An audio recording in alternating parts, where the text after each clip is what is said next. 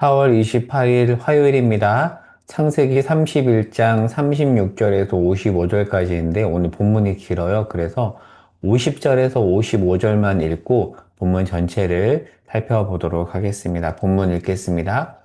당신이 내 딸들을 학대하거나 내 딸들 외에 다른 아내들을 맞이하면 우리와 함께할 사람은 없어도 하나님이 당신과 나 사이에 증인이 되심을 기억하시오. 라반이 또 야곱에게 이르되 내가 나와 당신 사이에 쌓은 이 무더기를 보라. 또 이 기둥을 보라. 이 무더기가 증거가 되고 이 기둥이 증거가 되나니 내가 이 무더기를 넘어 당신에게로 가서 해하지 않을 것이요. 당신도 이 무더기 이 기둥을 넘어 내게로 와서 해하지 않을 것이라. 아브라함의 하나님, 나홀의 하나님, 그들의 조상의 하나님은 우리 사이에 판단하옵소서 하며 야곱이 그의 아버지 이삭이 두려워하는 일을 가리켜 맹세하고 야곱이 또 산에서 제사를 드리고 형제들을 불러 음식을 먹이매 그들이 음식을 먹고 산에서 밤을 지내었고 라반이 아침에 일찍 일어나 손자들과 딸들에게 입맞추며 그들에게 축복하고 떠나 자기 곳으로 돌아갔더라. 아멘. 31장 전체 내용을 정리하고 오늘 본문으로 들어가 볼게요. 31장 내용은 이렇습니다. 야곱이 20년 가까이 외삼촌 라반 밑에서 일했죠. 왜 라반 집으로 왔죠? 네, 형 에서의 살해 위협을 피해서 잠깐 피신하려고 하는데 20년이 지난 겁니다. 자, 그런데 오늘 본문에 보면 이제 20년이 다 차서 야곱이 고향으로 떠나려고 합니다. 자, 그런데 지금 야곱 옆에는 누가 있죠? 처음에는 혼자 왔지만 아내 레아와 라헬이 있고요. 그리고 또 첩들도 있죠. 그리고 자녀들도 있습니다. 그들과 함께 라반의 집을 떠나기로 합니다. 하지만 라반이 쉽게 보내려고 하지 않습니다. 자, 이때 마침 19절에 보면 라반 가정의 수호신인 드라빔을 누가 훔치죠? 라헬이 훔쳐요. 라헬이 그것을 훔쳐서 가려고 했는데 야곱은 그거를 모르는 상황입니다. 자, 이후에 하나님이 라반에게 나타나셔서 29절을 볼까요? 뭐라고 말씀하시죠? 야, 너 야곱 해치지 말라고 합니다. 그래서 라반은 야곱을 쫓아가려고 하지 않는데, 그런데 쫓아가요. 왜 쫓아갈까요? 드라빔을 찾기 위해서 쫓아간 겁니다. 그러니까 라반은 어떤 인생이냐면 우상 드라빔을 붙잡아야 살 수 있는 그런 인생이에요. 근데 야곱은 이 사실을 모르고 그리고 라반은 드라빔을 되찾기 위해서 야곱을 쫓아갑니다. 자, 그런데 라반이 드라빔을 찾았을까요? 못 찾죠. 그러자 오늘 본문에서 야곱이 라반의 행동을 뭐라고 합니다. 자, 그리고 36절에서 42절에 보면 야곱이 라반에게 자기의 그동안의 행동의 정당함을 변호해요. 근데 이 변호는 서러움의 폭발입니다. 그동안 얼마나 내가 성실히 일했는데 이렇게밖에 대접을 못합니까? 라고 얘기를 하죠.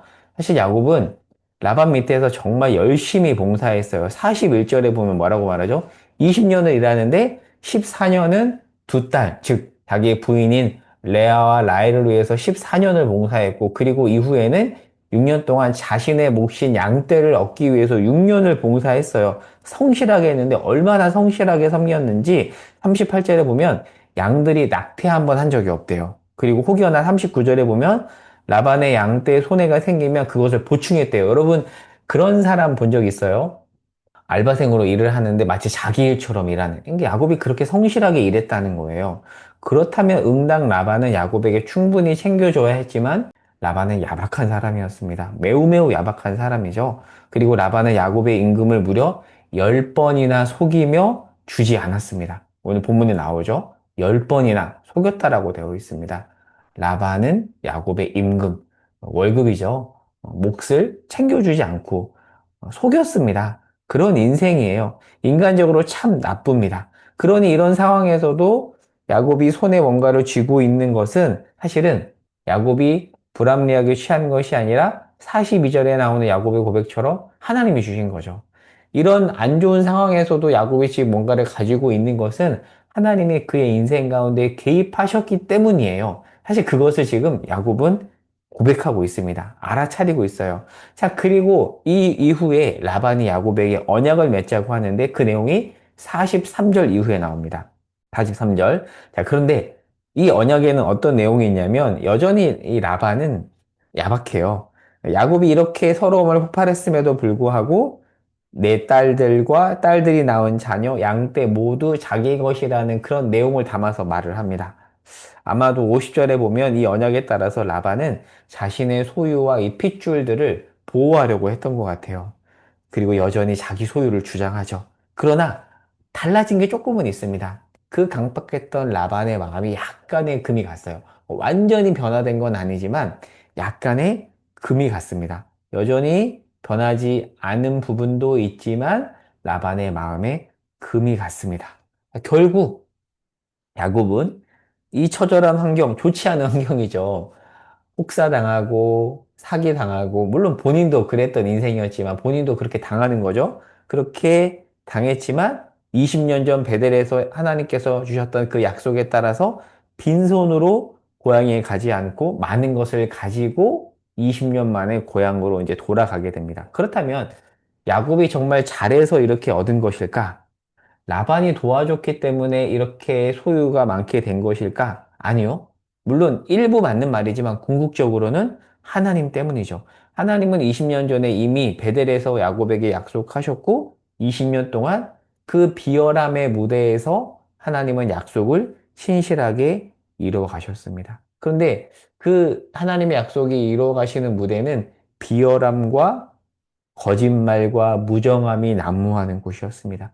20년 동안 야곱이 얼마나 힘들었을까요? 2년도 아닙니다. 20년입니다. 야박한 사람 밑에서, 또 친척인데도 불구하고 그 사람 밑에서 고생을 한 거죠. 근데 놀라운 것은 뭐냐면 이 모든 20년의 고생 끝에 한 야곱의 고백이 42절에 나옵니다. 42절. 창세기 31장 42절을 제가 세 번역으로 실감나게 읽어볼게요. 깁니다. 20년 후의 고백이에요. 제가 읽습니다. 내 조상의 하나님 곧 아브라함을 보살펴 주신 하나님이시며 이삭을 지켜주신 두려운 분께서 저와 함께 계시지 않으셨으면 장인어른께서는 저를 틀림없이 빈손으로 돌려보내셨을 것입니다. 그러나 하나님은 제가 겪은 고난과 제가 한 수고를 몸소 살피시고 어젯밤에 장인어른을 꾸짖으셨습니다. 그는 20년 끝에 20년 고생 끝에 하나님의 함께 하심을 고백하고요. 지금 내가 이 자리에 서 있는 것 하나님의 은혜라고 고백합니다.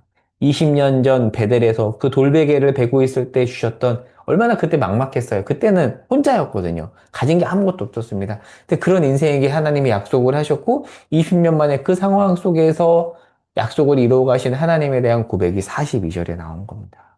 그럼 오늘 말씀을 정리하고 우리 삶으로 적용해 보겠습니다. 지금 우리가 누리고 있는 것들, 우리 찬송가 가사 중에서도 그런 가사가 있죠. 받은 복을 세어보아라.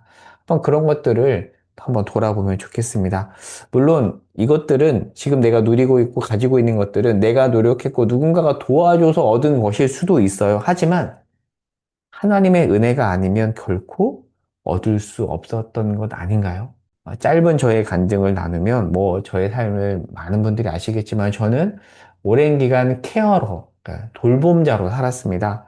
아버지 없이 중증 장애가 있으신 어머니를 25년 가까이 이렇게 케어러로서 돌보며 살았습니다. 간병, 여러분 간병이 정말 쉽지 않은 거거든요. 가까이서 간병하는 게 정말 힘듭니다. 그런데 젊은 청년이 그렇게 간병을 하면서 살아왔죠. 사실 그런 간병 인생은요, 사회에 발을 디디면서 살아가기가 굉장히 힘이 듭니다. 제가 너무 잘 알아요. 그런데 지금 저의 삶을 보면 이 서울 하늘 아래에서 물론 내 집은, 내 소유의 집은 아니지만 집에 거하고 있고, 그리고 두 딸을 키우며 또 결혼해서 아내와 함께 살고 있고, 그리고 물론 여전히 어려움도 있지만 교회도 개척해서 섬기고 있습니다. 지금 저의 상황이죠. 저의 애씀과 누군가의 도움이 있었어요. 그러나 궁극적으로 할 수밖에 없는 고백은 하나님이 함께 하셨기 때문이다입니다. 여러분, 오늘 그게 야곱의 고백이거든요. 오늘 이 고백을 드리는 아침이 되었으면 좋겠습니다. 지금 내가 누리고 있는 것, 내가 처한 상황들, 물론 100% 만족스럽지 않을 수 있습니다. 그러나 돌아보면 하나님의 은혜 때문에 우리가 이 자리에 서 있는 것 아닐까요? 내가 지금 누리고 있는 것, 야곱처럼 내가 애써서 얻은 것이라 하지 않고 나아가서 그러니 주님 움켜쥐지 않겠습니다. 하나님이 주셨음을 고백하며 필요한 곳에 나누며 하나님의 은혜를 나누며 살겠습니다라고 그렇게 기도하며 주 앞에 감사하는 또 다짐하는 이 아침이 될 수 있기를 바랍니다. 기도하겠습니다. 주님, 야곱 20년을 돌아보며 하나님이 주셨기 때문에 이 자리에 서 있습니다라고 고백했습니다. 이 고백이 우리의 고백이기를 소망합니다. 이 자리에 서 있는 것 주님의 은혜입니다. 그 간섭하심 아래 우리의 인생이 있음을 기억하며 오늘 하루도 감사함으로 기쁨으로 살아가게 하옵소서. 예수님의 이름으로 기도합니다. 아멘.